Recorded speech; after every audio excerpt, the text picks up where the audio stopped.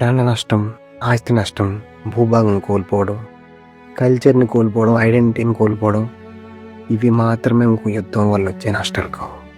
ఇవన్నీ బయటకు కనిపించేవి. కానీ బయటకు కనిపించని ఒక నష్టం ఏంటో తెలుసా? కొన్ని తరాలకి మానసిక వైకల్యం అంటుకుంటుంది. కొన్ని తరాలు ఆ యుద్ధం దగ్గరే ఆగిపోతాయి.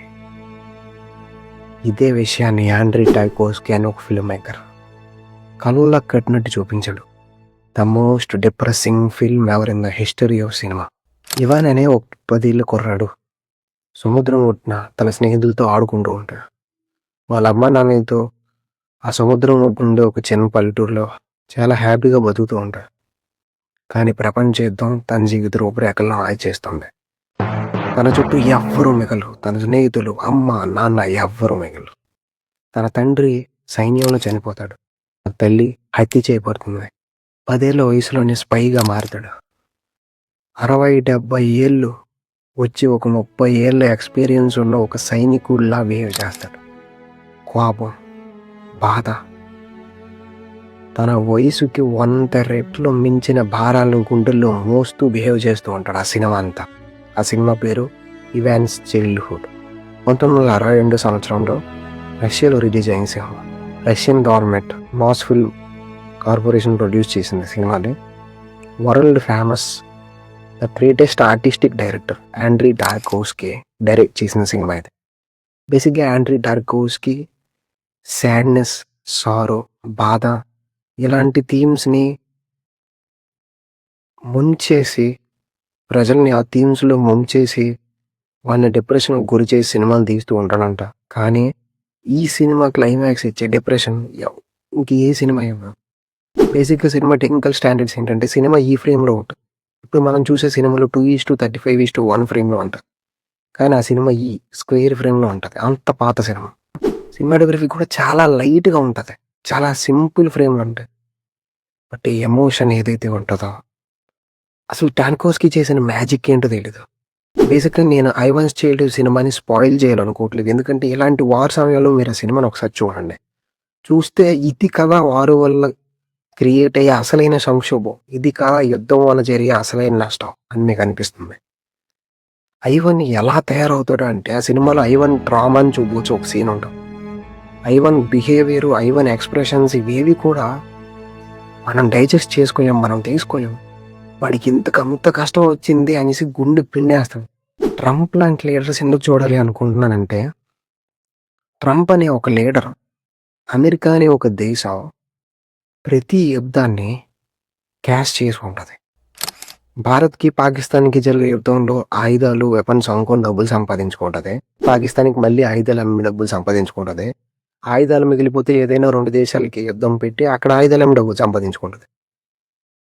ఇలా అమెరికాలో జరిగిన ఒక పెద్ద క్రైమ్, అమెరికా చేసిన ఒక పెద్ద దరిద్రాన్ని ప్రపంచం మర్చిపోవాలంటూ ఒక యుద్ధం మొదలుపెట్టి ఆ యుద్ధాన్ని తినే ఆపినట్టు చేసి ప్రపంచాన్ని మర్చిపోవడానికి యుద్ధాలు, చిన్న కారణాలకి యుద్ధాలు మొదలు పెడుతుంది. ఎందుకంటే America is a big nation. అది అలా ఎవాల్వ్ అయిపోయింది, ఎమర్జ్ అయిపోయింది. ఇప్పుడు ట్రంప్ అనే లీడర్ ఎవరైతే ఉన్నారో ఆయన ఒక పక్కా బిజినెస్ మ్యాన్. ఇలాంటి లీడర్స్కి ప్రాణ నష్టం, ఆస్తి నష్టం జరుగుతుందని తెలుసు. కానీ ఇవాన్స్ చైల్డ్హుడ్ అనే సినిమా వాళ్ళకి ఏం చెప్తుందంటే, ప్రాణ నష్టం, ఆస్తి నష్టం గతహ అని వదిలేయచ్చు.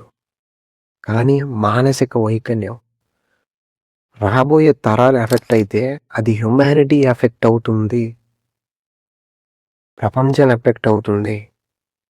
ఒక మారణకాండ కన్నా ఇది కొన్ని వందల సంవత్సరాల ప్రజలను కలిచివేస్తుంది అనే పాయింట్ని ఇవాన్స్ చైల్డ్హుడ్ అనే సినిమా బల్లబుద్దినట్టు చెప్తుంది. మొన్న వైజాగ్ నుంచి వెళ్తున్న ఇరాన్ వార్షిప్ మీదకి యుఎస్ఏ దండెత్తింది. దాంట్లో 87 మంది ఇరానియన్ సైనికులు చనిపోయారు. ఇప్పుడు ప్రతి ఇరాన్ సైనికుడు కూతురు, కొడుకు ఐవన్ లాగే తయారవుతారు. ఇది ఒక గొప్ప యాంటీ వార్ఫేర్. ఇరాన్లో స్కూల్లో చిన్నపిల్లల మీద, ఆడపిల్లల మీద బాంబులు వేసి చంపేస్తుంది. గాజా అక్కడ జరుగుతున్న యుద్ధంలో వాళ్ళు చేసే ట్రామా, అక్కడ జరుగుతున్న దండయాత్ర చాలా దారుణం ఉంది. ఎప్పుడైతే లాంగ్ టర్మ్లో ఒక పర్టిక్యులర్ సబ్జెక్ట్ అనేది ఎఫెక్ట్ అవుతుంది అనేది వాళ్ళకి తెలిస్తే అట్లీస్ట్ దాని గురించైనా ఆలోచించి యుద్ధాల మీద కన్సర్న్ వస్తదేమో అని చెప్తున్నా. అంతేగాని సింపుల్‌గా ఈడెళ్లి ఆ సినిమా చూస్తాడు, యుద్ధాలు ఆపేస్తాడు అన్నట్టు కాదు. బట్ ఇలా కూడా ఆలోచించాలి కదా! అని చెప్తున్నా. ఇప్పుడు నీకేం తెలుసురా ఆళ్ళు పెద్దోళ్ళు యుద్ధాలు మొదలుపెట్టారంటే ఆళ్ళకి కారణాలుంటాయేంటి? కారణాలేం ఉండవు బాసు. అమెరికాలో సీఐఏ అని ఒక ఏజెన్సీ ఉంటది. అది చేసే అకృత్యాలు, అమెరికా మిగిలిన ప్రపంచం మీద చేసే అకృత్యాలు, దారుణాలు. వీటిని కప్పిపుచ్చుకోవడానికి డబ్బు, డబ్బు, డబ్బు, డబ్బు నార్కో టెర్రరిజం మొదలుపెట్టారు. అంటే వాళ్ళే డ్రగ్స్ తయారు చేసి, వాళ్ళే ప్రజలను డ్రగ్స్‌కి గురి చేసి, వాళ్ళే మళ్ళీ యాంటీ నార్కో టెర్రరిజం మొదలుపెట్టి, డ్రగ్స్ మీద వచ్చిన డబ్బులు ప్రోపగాండాకి వాడతారు. ఇంకొకరేం చేస్తారు, దాన్ని ఇంకో దాంతో కప్పుతారు. ఇదంతా షిట్. మనకేం తెలుసులే అనుకున్నంత కాలం మనకెప్పుడు ఏం తెలీదు. ఏం జరుగుతుంది అని క్వెషన్ చేసినప్పుడు మనకి ఇవన్నీ తెలుస్తాయి. సో నేను 'ఐవన్స్ చైల్డ్‌హుడ్' సినిమాకి ఎందుకు కనెక్ట్ అయ్యానంటే, నేను చాలా సినిమాలు చూసా. ప్రపంచవ్యాప్తంగా రిలీజ్ అయ్యాయి. ఏ సినిమా కూడా నన్ను ఇంత డిస్టర్బ్ చేయలేవు. అది కూడా ఒక 50, 60 ఏళ్ల క్రితం వచ్చిన లో టెక్నికల్ స్టాండర్డ్స్ ఉన్న సినిమా ఎంత డిస్టర్బ్ చేసింది. లీడర్స్‌ని కదిలించదా? యుద్ధాన్ని సింపుల్‌గా నార్మల్‌గా తీసుకునే వాళ్ళని కదిలించదా? అని ఒక ఉద్దేశంతో ఈ సినిమా గురించి, ఈ కథ గురించి, దాంట్లో ఉన్న పాయింట్ల గురించి ఈ వీడియో చేశాను. ఈ సినిమా ఒక గొప్ప సినిమా ఎందుకు అయింది అంటే, ఆ యవన్ అనే ఒక కుర్రాడు ఆ సినిమా గంట 40 నిమిషాలు, 20 నిమిషాలు ఎంతసేపు ఉంటది. టోటల్ స్క్రీన్ టైమ్‌లో ఆ కుర్రాడి ఫేసు అలా గుర్తుంచుకోండి. క్లైమాక్స్ వచ్చేసరికి ఆ యుగానికి ఏం జరిగింది అనేది మీకు రియలైజ్ అయ్యాక, ఆ యవన్ ఫేస్ మీకు గుర్తొచ్చిన ప్రతిసారి ఇలా ఎంతమందికి జరిగిందిరా అక్కడ రెండో ప్రపంచ యుద్ధంలో అనిపిస్తది. అంటే యుద్ధం అంటే అసలైన బాధ ఇదా అనిపించిద్ది. Thanks for watching. ఇక్కడి దాకా చూసారంటే నేను ఎంతో కొంత బెటర్‌గా చెప్తున్నాను అర్థం.